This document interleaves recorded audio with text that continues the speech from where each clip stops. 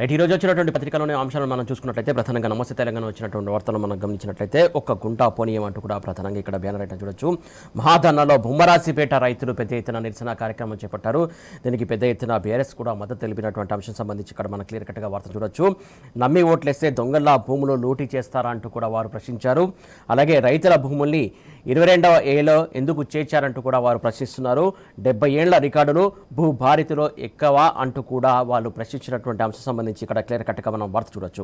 రైతుల్ని రోడ్డున పడేస్తే సహించమంటూ కూడా మాజీ మంత్రి మల్లారెడ్డి కూడా హెచ్చరించినటువంటి సందర్భం మనం చూడొచ్చు. లూటు చేస్తుంటే చూస్తూ ఊరుకోమంటూ కూడా బీఆర్ఎస్ పార్టీ ప్రధాన కార్యదర్శి ఆర్ఎస్పీ ప్రవీణ్ కుమార్ కూడా మాట్లాడినటువంటి సందర్భం చూసాం మనం. సామీర్పేటలో మహాధర్నా కార్యక్రమంలో సర్కార్కు సంబంధించి పెద్ద ఎత్తున నిరసన గలం వినిపించింది బీఆర్ఎస్. అలాగే రైతులు కూడా పెద్ద ఎత్తున నిరసన గలం వినిపించినటువంటి సందర్భం సంబంధించి ఇక్కడ ఫోటో వార్త క్లియర్ కట్గా చూడొచ్చు మనం.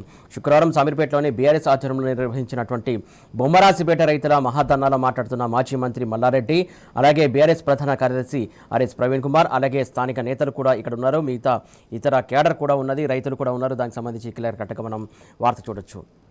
ఇక మరొక వార్త చూసుకున్నట్లయితే ఇక్కడ చూడొచ్చు. ప్రధానంగా టెసరాక్ట్పై విచారణ జరిపించినట్టు కూడా భూ కేటాయింపుల వెంటనే రద్దు చేయాలంటూ కూడా డిమాండ్ పెద్ద ఎత్తున వినిపిస్తున్నటువంటి అంశం. లోకాయుక్తకు బీఆర్ఎస్ కేడర్ మొత్తం వెళ్ళి అక్కడ వినతి పత్రం సమర్పించింది. దానికి సంబంధించి ఇక్కడ క్లియర్ కట్గా వార్త చూడొచ్చు. ఫోటో వార్త. టెసారాక్ట్ కుంభకోణంపై విచారణ జరపాలని కోరుతూ లోకాయుక్తకు వినతి పత్రం అందజేస్తున్న బీఆర్ఎస్ బృందం క్లియర్ కట్గా ఇక్కడ చూడొచ్చు. ఏదైతే దాసోజు శ్రవణ్ ఉన్నారో, అలాగే క్రిషాంక్ ఉన్నారు, ఇతర బీఆర్ఎస్ కేడర్ ఉన్నారు, అలాగే ఎమ్మెల్యే ఉన్నారు, అలాగే అడ్వకేట్లు కూడా ఉన్నారు. దీనికి సంబంధించి క్లియర్ కట్గా చూడొచ్చు మనం. టెసారాక్ట్పై విచారణ జరపండి, భూ కేటాయింపులు వెంటనే రద్దు చేయాలన్నట్టు కూడా వారు వినతి పత్రం సమర్పించారు. స్కామ్లో సీఎం పాత్ర ఏమిటో కూడా నిగ్గు తేల్చండి అంటూ కూడా ఆ లేఖలో పొందుపరిచినట్టు ఇక్కడ క్లియర్ కట్గా వార్త చూడొచ్చు మనం. రికార్డుల్లో కొండలరెడ్డి బదులు బినామీలు కూడా ఉన్నారంటూ కూడా చెప్పినటువంటి సందర్భం. లోకాయుక్తకు బీఆర్ఎస్ బృందం వెళ్ళి ఫిర్యాదు చేసింది. దానికి సంబంధించి క్లియర్ కట్గా ఇక్కడ వార్త మనం చూడొచ్చు.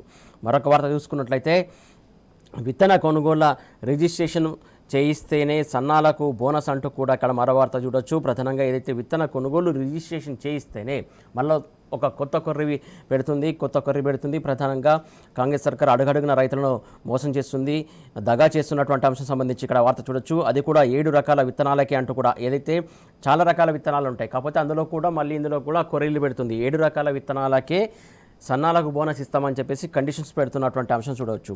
టెండర్ ద్వారా 17.54 లక్షల టన్నుల ధాన్యం విక్రయం, అలాగే హిల్ట్ గడువు 3 నెలలు పెంపు, రాష్ట్ర క్యాబినెట్ నిర్ణయాలు జరిగాయి. ఇలాంటి నిర్ణయాలు తీసుకుంది క్యాబినెట్, రైతులకు ఉపయోగపడే నిర్ణయాలు తీసుకుంటుందని చెప్పేసి రైతులు ఎంతో పెద్దగా ఆశగా ఎదురు చూశారు. కాకపోతే తెలంగాణ కాంగ్రెస్ క్యాబినెట్ మాత్రం ఇలాంటి నిర్ణయాలు తీసుకుంది. ఏదైతే అన్ని కండిషన్స్ రూపంలోనే బోనస్ సంబంధించి కావచ్చు, విత్తనాలు కావచ్చు, లేకుంటే యూరియా కావచ్చు, లేకుంటే పంటలు పండించే విధానంలో కావచ్చు, ఎలాంటి కండిషన్స్ పెట్టుకుంటూ ఎలాంటి నిర్ణయాలు తీసుకుందో దీన్ని బట్టి మనం అర్థం చేసుకోవచ్చు. సంబంధించి చూడొచ్చు. ఈ స్మార్ట్ డ్రామా అంటూ కూడా మరొక వార్త చూడొచ్చు. స్మార్ట్ రేషన్ కార్డు పేరిట సర్కారు హంగామా చేస్తుందంటూ కూడా మరొక వార్త చూడొచ్చు. రేవంత్ అలాగే ఉత్తమ్ ఫోటోల కోసమే కార్డులా అంటూ కూడా ప్రశ్నిస్తున్నారు ప్రజలు. ప్రభుత్వం, సీఎం, మంత్రి మారితే కోట్లు ఖర్చు చేసిన కార్డుల పరిస్థితి ఏందంటూ కూడా చెప్పినటువంటి అంశం.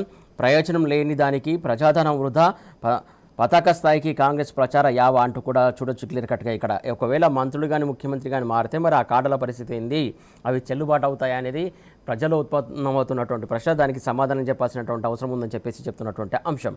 మరొక వార్త చూసుకున్నట్లయితే ముఖ్యమంత్రికి కార్యకర్తలకు ఒకే రూల్ అంటూ కూడా పార్టీ లైన్ దాటితే చర్యలు తప్పవంటూ కూడా ఏదైతే చిట్చాట్ సందర్భంగా టీపీసీసీ మహేష్ కుమార్ గౌడ్ హెచ్చరించినటువంటి అంశం సంబంధించి చూడొచ్చు. ప్రధానంగా ఇలాంటి కాంగ్రెస్ పార్టీలో హెచ్చరికలు చాలా సందర్భాల్లో మనం చూస్తూ ఉన్నాం. హెచ్చరికల వరకే ఉంటుంది తప్ప చర్యలు మాత్రం ఉండవు అనేది కాంగ్రెస్ నాయకులకు తెలుసు, తెలంగాణ సమాజానికి తెలుసు, యావత్ దేశ ప్రజలకు కూడా తెలుసు. కాంగ్రెస్ పార్టీ ఎట్లాంటి హెచ్చరికలు జారీ చేస్తుంది, చర్యలు తీసుకుంటుందా అనేది కూడా మనం చాలా సందర్భాల్లో మనం చూసాం. అలాగే మరొక వార్త చూసుకున్నట్లయితే సీమాంధ్రుల చెప్పు చేతుల్లోనే పాలన కొనసాగుతుందంటాం మరొక్కసారి మునుగోడు ఎమ్మెల్యే రాజగోపాల్ రెడ్డి మరొక్కసారి వ్యాఖ్యలు చేసినటువంటి అంశం చూడొచ్చు. కాంగ్రెస్లో బయట వారి ఆధిపత్యం జరుగుతుంది, నిజమైన నేతలు కార్యకర్తలకు అన్యాయం జరుగుతుంది, ఆత్మ గౌరవ ప్రతీక పాలన కొనసాగాలంటూ కూడా ఆయన డిమాండ్ చేశారు. ప్రధానంగా తెలంగాణకు సంబంధించినటువంటి వ్యక్తులకు సంబంధించి తెలంగాణకు అన్యాయం జరుగుతుంది, ఆందోళన పెత్తనం ఇంకా కొనసాగుతుంది, సచివాలయం వేదికగా అంటూ కూడా ఆయన చెప్పినటువంటి అంశం సంబంధించి చూడొచ్చు. రైట్, ఈ వార్తలు చూసాం. ఈ అంశాలకు సంబంధించి విశ్లేషిద్దాం.